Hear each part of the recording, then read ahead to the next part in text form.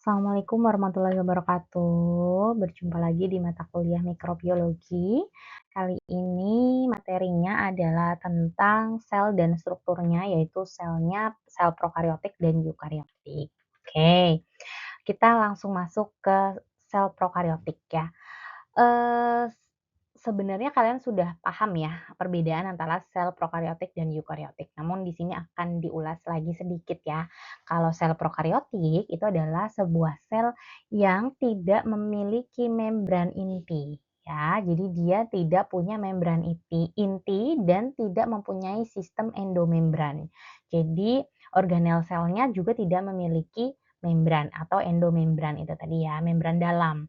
Nah, materi-materi inti sel prokariotik ini itu tidak dibatasi oleh membran. Nah, ini yang tadi saya sebutkan bahwa, kalau ada organel-organel sel atau materi-materi yang ada di dalam selnya itu tidak ada pembatas seperti membran sel. Nah, sel prokariotik juga tidak memiliki atau tidak mempunyai organel yang terbatasi oleh sistem membran ya. Contohnya kalau sel prokariotik itu adalah bakteri dan archaea ya, ini contohnya, ini bakteri ya. Oke. Nah, bagian-bagian pada sel prokariotik itu seperti materi genetiknya berupa kromosom, kemudian ada fibriae ya, itu adalah struktur perlekatan permukaan sel beberapa, prokariotik ya. Jadi untuk melekatkan si sel tersebut kita butuh si fibriae ya. Kemudian nukleoid yaitu daerah di mana DNA ya, ada DNA tapi tidak ada membran ya, tidak ada membran yang membatasi di sini. Kemudian ribosom juga ada, ini tempat untuk sintesis protein. Kemudian membran plasma, ini adalah pembatas dengan lingkungan luar. Kemudian dinding sel, nah dinding sel pada sel prokariotik ini strukturnya keras dan berada di luar membran plasma. Oke. Kemudian ada kapsul. Nah, kapsul ini adalah struktur berbentuk seperti jeli yang menyelimuti sel. Nah, ini ya fungsinya melindungi si sel itu. Kemudian ada bagian sel prokariotik yang lainnya adalah flagella. Ini adalah alat untuk pergerakan pada beberapa jenis bakteri. Oke. Nah, ini adalah struktur dinding sel bakteri yang tersusun oleh peptidoglikan atau disebut juga murin. Peptidoglikan ini itu adalah polimer yang terdiri dari gula dan asam amino yang membentuk lapisan seperti jala-jala di luar dari membran plasma. Jadi, ya di luar dari membran plasma ya. Oke. Nah, ini adalah bentuk kapsul. Nah, kapsul bakteri itu adalah tadi ya berbentuk seperti jeli. Jadi lapisannya itu, seperti gelatin, seperti jeli yang membantu bakteri untuk mempertahankan kelembaban. Oke, ini seperti ini disebut sebagai kapsul. Oke, nah ini adalah beberapa bentuk sel dari, bakteri prokariotik ya. Ini ada Diplococi ya, kokus itu bulat ya, kokus. Kalau Diplococi itu biasanya 2 yang menempel, kokus-kokus yang menempel, kemudian ada, Streptococi ya, membentuk memanjangnya antara pokoknya kokus-kokusnya itu menempel, memanjang, membentuk ikatan. Kemudian ada Tetrad, kemudian ada Sarcinae, kemudian ada Staphylococcus. Oke, bentuknya seperti ini. Selain kokus, ada yang berbentuk basil. Basil itu manjang ya, ya, ada single bacillus, kemudian ada diplobacillus itu 2, kemudian ada streptobacil ya, kemudian ada coccobacillus. Oke. Nah, selain kokus dan basil itu ada yang berbentuk vibrio, kemudian ada yang berbentuk spirillum, kemudian ada yang berbentuk seperti spirosete. Ya, masing-masing bentuknya seperti ini kurang lebih. Nah, masuk ke archaea. Nah, archaea itu adalah organisme bersel tunggal yang tidak memiliki inti sel. Oke, nah awalnya archaea ini diklasifikasikan sebagai bakteri, Archaebacteria. Tetapi akhirnya dia dikelompokkan di luar dari bakteri, di luar dari bakteri tadi, gitu ya. Jadi dia mengelompok sendiri. Oke. Kemudian tadi prokariotik, selanjutnya adalah sel eukariotik. Nah, sel eukariotik itu adalah sel yang memiliki membran inti atau punya sistem endomembran.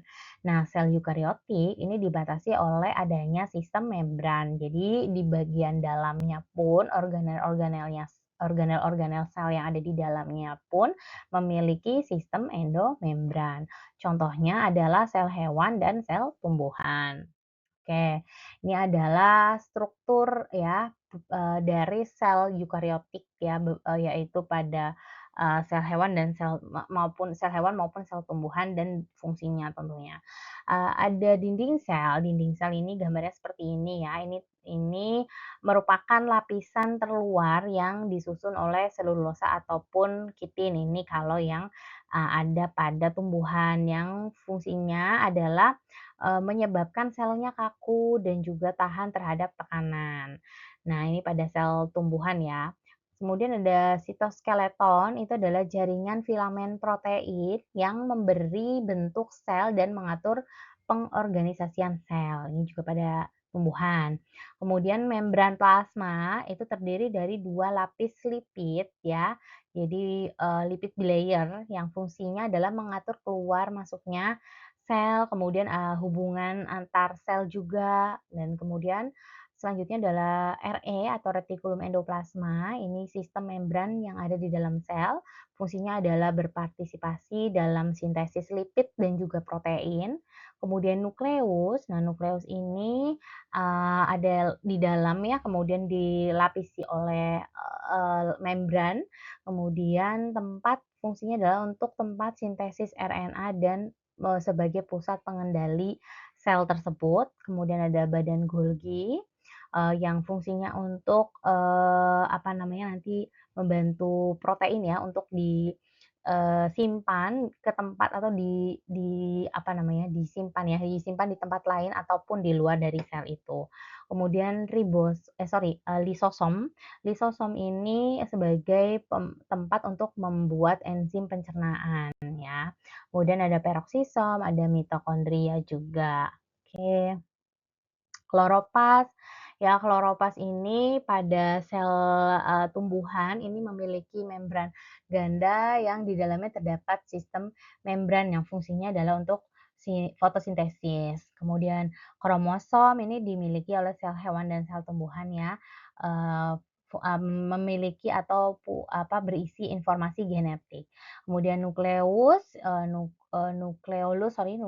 ini adalah tempat sintesis, RNA dan pengendalian sel juga. Kemudian vakula, nah vakula ini, hanya ada di sel tumbuhan, yaitu untuk menyimpan makanan, air, dan juga sampah. Kemudian ribosom ini, fungsinya adalah sebagai tempat sintesis protein.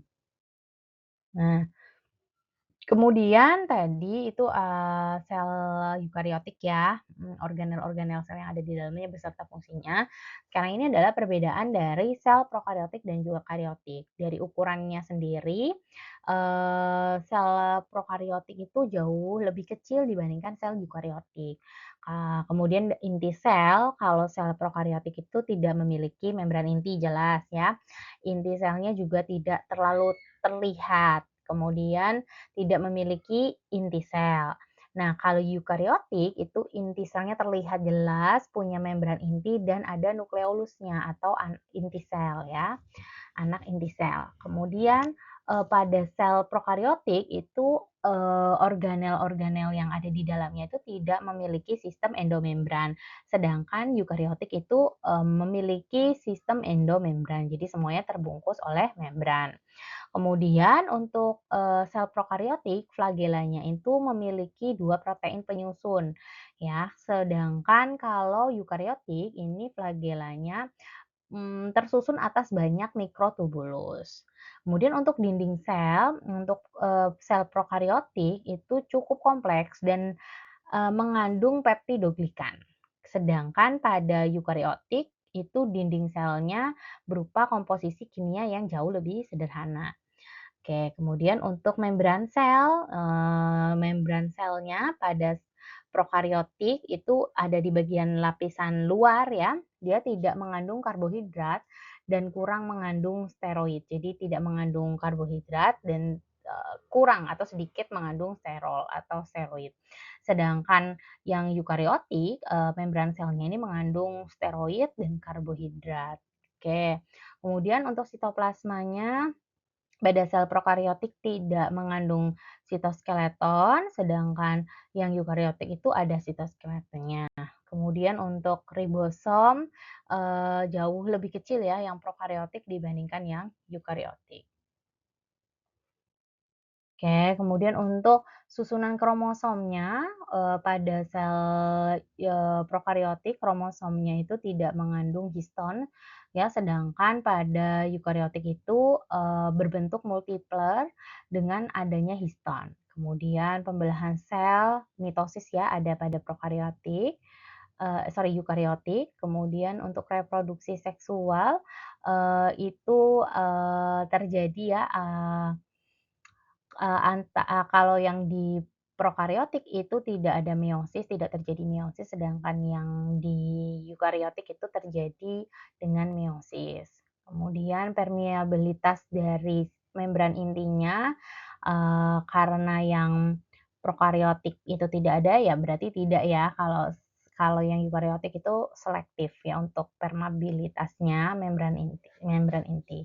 Kloroplas ya, itu, ada sebagian besar ada beberapa yang tersebar di sitoplasma, sedangkan kalau yang di eukariotik itu hanya ada pada sel tumbuhan. Kemudian untuk tipe selnya, kalau yang di, prokariotik itu uniselular, sedangkan yang di, eukariotik itu ada multiselular dan ada yang uniselular juga. Kemudian kromosom itu, yang ada pada sel prokariotik itu satu, tapi bukan, kromosom sejati yang kita sebut sebagai plasmid. Sedangkan kalau pada, sel eukariotik satu bahkan lebih banyak ya, gitu. Contohnya kalau yang di prokariotik itu ada bakteri dan archaea, kalau yang di sel eukariotik itu ada protozoa, kemudian sel hewan dan sel tumbuhan. Nah, selanjutnya adalah perbedaan antara sel hewan dan sel tumbuhan. Ya, jadi yang nampak adanya perbedaan itu sebenarnya di bagian dinding selnya ya. Kalau sel tumbuhan itu punya dinding sel, jadi bentuknya itu tetap. Sedangkan kalau sel hewan itu karena dia tidak memiliki dinding sel, tidak ada plastida, jadi dia bentuknya itu tidak beraturan ya untuk yang sel hewan gitu. Jadi lebih fleksibel untuk bentuknya dan nanti perbedaan-perbedaannya silahkan dilihat sendiri ya teman-teman. Oke ya, ini secara nampak, kalau kita lihat garis besar, kemudian kita masukkan di gambar itu kurang lebih seperti ini untuk perbedaan sel tumbuhan dan sel hewan. Oke, ya. Ini tadi perbedaan mendasar antara sel prokariotik dan eukariotik. Jadi adanya, apa namanya, membran yang menyelimuti inti. Kalau yang bakteri, archaea, ya itu termasuk, ya bakteria itu termasuk prokariotik, ya itu nggak punya gitu, sedangkan yang ada itu hanya ada pada sel eukariotik. Oke.